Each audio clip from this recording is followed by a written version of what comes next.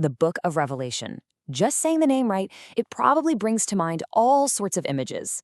Chaos, complicated charts, maybe some frightening predictions about the end of the world. It's easily one of the most famous and, one of the most misunderstood books ever written.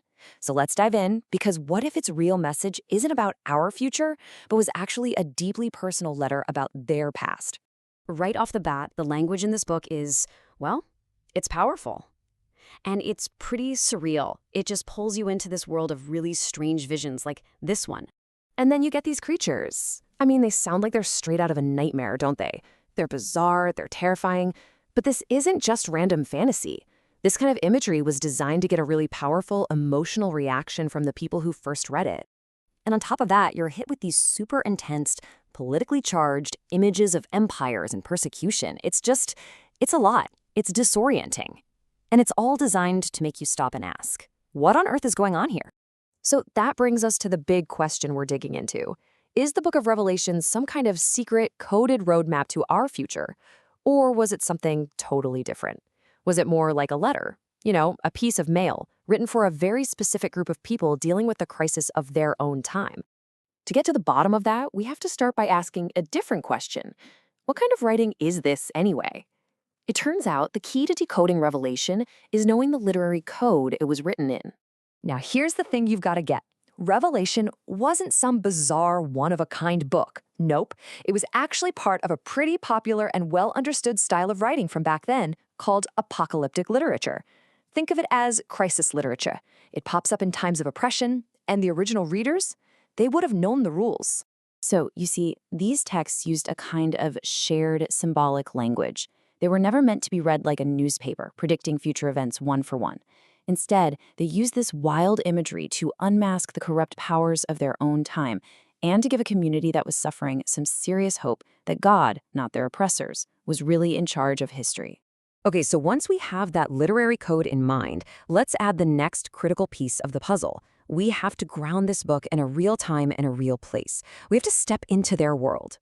Let's just drop ourselves into their world for a second. We're talking late 1st century, around 95 CE.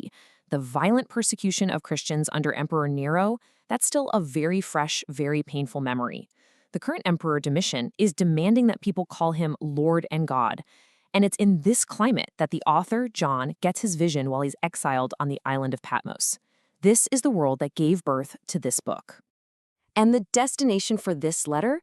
It's not some forgotten corner of the world. Nope. It's the Roman province of Asia, which is basically modern-day Western Turkey. This place was a major hub of commerce, culture, and incredible wealth. And it was a place where loyalty to Rome was always on full display. And this is where it gets really grounded. Check this out.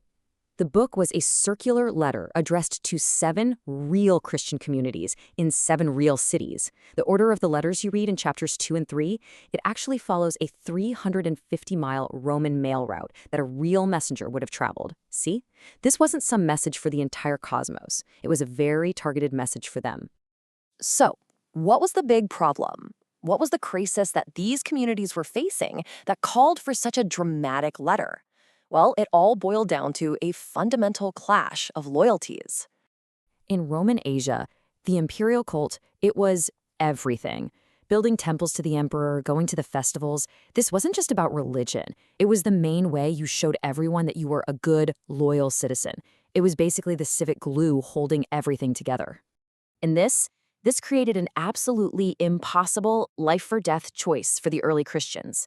The state demanded everyone to say, Caesar is Lord, but their entire faith was built on a different confession, Jesus is Lord. And you just couldn't serve 2 masters. Refusing to join in with the emperor worship wasn't just seen as rude, it was seen as treason. Okay, so now we have the 2 keys, right? We have the genre, the apocalyptic code, and we have the historical context. We get the immense pressure these communities were under. With all that in mind, we can finally start to decode some of the book's wild visions.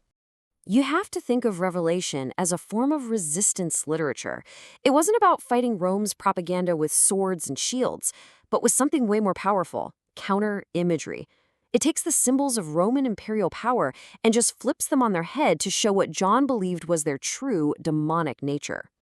So, with that historical decoder ring, a lot of these crazy symbols suddenly start to click into place. Let's look at a few. That beast rising from the sea, that was a classic symbol for a big, oppressive pagan empire. For them, that was Rome, no question. Babylon the Great, the city drunk on blood, that was a pretty obvious codename for the city of Rome itself. And the infamous Mark of the Beast, not a future microchip, but a symbol for going all in with Rome's economic and religious system. And the 144,000? Not a literal head count for heaven, but a perfect symbolic number, 12 times 12 times 1,000, representing the complete, totally protected people of God. So when we put all this together, when we finally see Revelation through the eyes of its very first audience, the main point, it just snaps into focus. And honestly, it might not be what you think. And this is the heart of it, right here. Revelation was not written to scare future generations. It was written to comfort a present one.